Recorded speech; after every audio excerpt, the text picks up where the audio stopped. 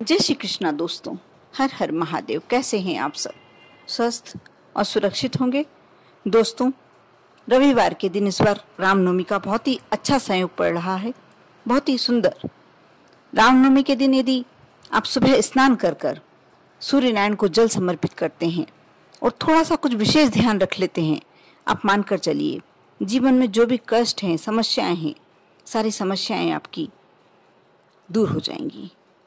दोस्तों, आपको एक विशेष ध्यान ये रखना है, रविवार के दिन आप जब सूर्य नारायण को जल दें, सुबह स्नान करके स्वच्छ वस्त्र धारण करके आप सूर्य नारायण को, और कोशिश करें कि सूर्योदय के साथ ही आप सूर्य नारायण को जल समर्पित करें, क्योंकि रविवार का एक विशेष महत्व होता है। और इस बार सबसे अच्छा रामनवमी का त्यौहार जो हम हिंदुओं के लिए बहुत ही ज़्यादा महत्व रखता है, और इस दिन सूर्य नारायण को जल समर्पित करना बहुत ही अच्छा संयोग है। आप सुबह सूर्योदय के समय सूर्य नारायण को यदि जल समर्पित करते, कोशिश कीजिए कि आप 8 बजे से पूर्व ही, जब सूर्य की किरणें ज़्यादा तीव्र हो जाएं, उससे पूर्व ही यदि आप सूर्य नारायण को जल समर्पित करते हैं, आपको बहुत ही उत्तम फल देखने को मिलते हैं। ऐसा कहा जाता है, आप यदि ऐसा करते हैं तो आपके जीवन में बीमारियां प्रवेश नहीं करती। आप सूर्य नारायण को जल समर्पित करें तो अपने मस्तक के ऊपर थोड़ा सा ऊंचे हाथ करके आप जल समर्पित करें। जल के लोटे में सबसे पहले आप इस बात का ध्यान रखें कि जो कलश ले रहे हैं आप, तांबे का होना चाहिए। आप चाहें तो उसमें थोड़ी सी लाल चंदन मिला लें, थोड़ा सा रोली मिला लें, जो भी लाल रंग का फूल पुष्प मिले आपको वह रख लें, और उसे सूर्य नारायण को जल समर्पित करें। आप अपने दोनों हाथों से कलश को इतनी ऊंचाई पर रखकर जल समर्पित करें सूर्य नारायण को कि जो जल गिरता है, लोटे में से जो जल गिरता है, बिल्कुल एक धार बनना चाहिए। उस धार में से आपको सूर्य नारायण के दर्शन होना चाहिए। जो रोशनी आपके शरीर पे जिस अंग पर आएगी, आपके उस अंग में कभी बीमारी नहीं आएगी। यदि हो भी कोई ऐसी समस्या हो भी तो वह समस्या दूर हो जाएगी। कहते हैं कि जिनकी आंखों में कुछ प्रॉब्लम है, आंखों की रोशनी कमजोर हो गई है या और कोई समस्या है, उन्हें तो अवश्य सूर्य नारायण को जल समर्पित करना चाहिए। और सूर्य नारायण को जब आप जल समर्पित करें तो मैं जो मंत्र बताऊंगी, आप उस मंत्र को बोलकर, वैसे तो सबसे अच्छा है गायत्री मंत्र, सभी को मुखाग्र याद भी होता है और एक अलग महत्व होता है। गायत्री मंत्र आप कर सकते हैं, जाप कर सकते हैं, ओम आदित्याय नमः भी जाप कर सकते हैं, ओम सूर्याय नमः बोल सकते हैं, उसमें कोई विशेष बात नहीं है। लेकिन जब आप सूर्य नारायण को जल समर्पित करते हैं, कोशिश कीजिए कि जो सूर्य की किरणें हैं जल में से होकर आपके शरीर पर पड़े, आपकी आंखों में पड़े, क्योंकि ये जो किरणें जब आपके शरीर पर पड़ती है, आपके उस शरीर की बीमारी, दोष सब दूर हो जाते हैं। सारी सृष्टि को ऊर्जा और प्रकाश देने वाले सूर्य ही हैं। ज्योतिष में सूर्य को स्वास्थ्य, पिता, आत्मा का कारक माना जाता है। अगर कुंडली में सूर्य मजबूत होता है तो व्यक्ति को यश की प्राप्ति होती है। और कहते हैं जिसका सूर्य ग्रह मजबूत होता है उसके सभी ग्रह अपने आप मजबूत होते चले जाते हैं। इसके अलावा कई स्वास्थ्य संबंधी समस्याओं का कारक भी सूर्य को माना जाता है और निवारक भी सूर्य को ही माना जाता है। ऐसे में सूर्य को जल देने से जीवन में ज्यादातर समस्याओं से मुक्ति मिल सकती है। यूं तो सूर्य को जल हर रोज दिया जाता है, लेकिन सूर्य को अर्घ्य देने के लिए भी कुछ नियम होते हैं।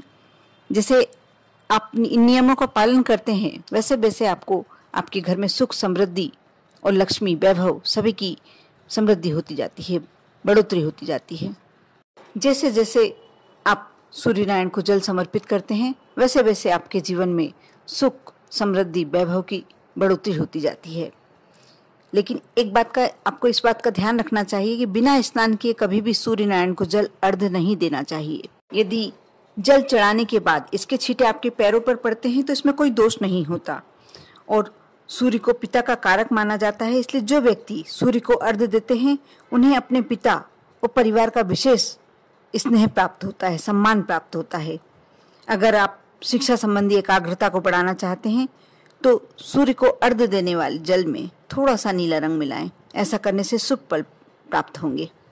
यदि आप स्वास्थ्य के लिए या ऊर्जा के लिए सूर्य को अर्घ्य देना चाहते हैं तो जल में थोड़ी सी रोली और लाल चंदन मिलाकर जल चढ़ाएं। इसके अलावा शीघ्र विवाह या सुखद वैवाहिक जीवन के लिए आप जल चढ़ा रहे हैं तो हल्दी मिलाकर सूर्य को अर्घ्य दें। बहुत ही जल्दी आपके विवाह योग्य योग बनने लगेंगे।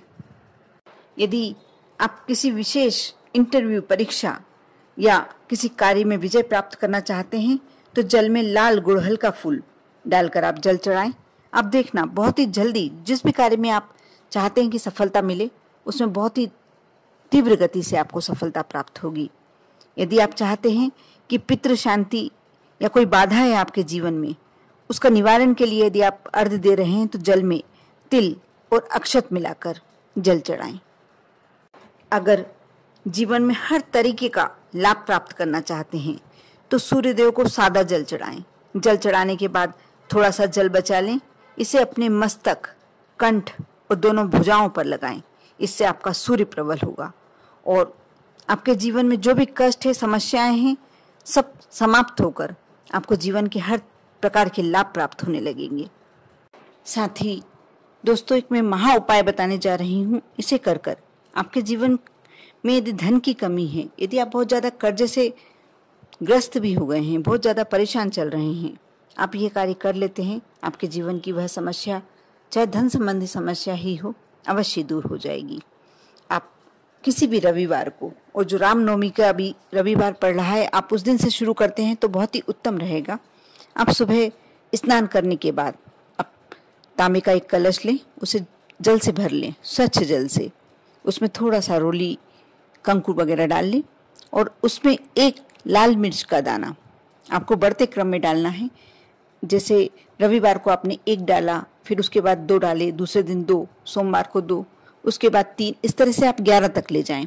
11 के बाद आपको फिर रिवर्स लाना है, 10, 9, 8, 7, ऐसे करके आप एंड लास्ट में आपका 1 बचेगा। उसके बाद आप फिर से शुरू कर सकते हैं कोई दूसरी मनोकामना के लिए। ये कार्य आप एक बार में एक ही मनोकामना के लिए कर सकते हैं, लेकिन यह आप यह उपाय करते हैं तो आप मान कर चलिए, जिस भी आप मनोकामना के लिए कर रहे हैं, आपकी मनोकामना अवश्य ही पूर्ण होती है। बहुत ही सरल उपाय है, बहुत ही छोटा सा उपाय है। आप जब सूर्य नारायण को जल समर्पित करें तो इस मंत्र का जाप करें, ओम ह्रीं ह्रीं सूर्याय सहस्त्र किरणाय मनोवांछित फलम देहि देहि स्वाहा। ओम सूर्याय नमः, ओम घृणी सूर्याय नमः। इस मंत्र का आप जाप करते हैं। मैं एक और बार फिर से बोलती हूँ, ओम ह्रीं ह्रीं सूर्याय सहस्त्र किरणाय मनोवांछित फलम देहि देहि स्वाहा। ओम सूर्याय नमः, ओम घृणी सूर्याय नमः। इस मंत्र का आप जाप देते हुए जब सूर्य नारायण को जल समर्पित करते हैं और उसमें लाल मिर्च के दाने पहले बढ़ते क्रम में, बाद में फिर घटते क्रम में, और जब एंड हो जाए आपका पूरा एक बार की जो भी आपने कामना की है मनोकामना, उन दिनों के बीच में ही यदि आपकी मनोकामना पूर्ण हो भी जाती है, आपको यह एक बार का तो पूरा करना ही है। उसके बाद आप चाहते हैं कि और कोई मनोकामना है तो 1-2 दिन छोड़कर फिर से आप शुरू कर सकते हैं। कर देखें, बहुत ही सरल सा उपाय है, लेकिन बहुत ही अचूक उपाय है। और रामनवमी के दिन से यदि आप रविवार के दिन से शुरू करते हैं तो इस उपाय का आपको उत्तम प्रतिफल प्राप्त होता है। बहुत ही जल्दी शीघ्र प्रतिफल प्राप्त होता है। आपकी जो भी मनोकामना है, जैसी भी मनोकामना है, आप अवश्य कर देखें, विश्वास रखें, श्रद्धा रखें। आप सभी को रामनवमी की हार्दिक शुभकामनाएं। ओम नमः शिवाय।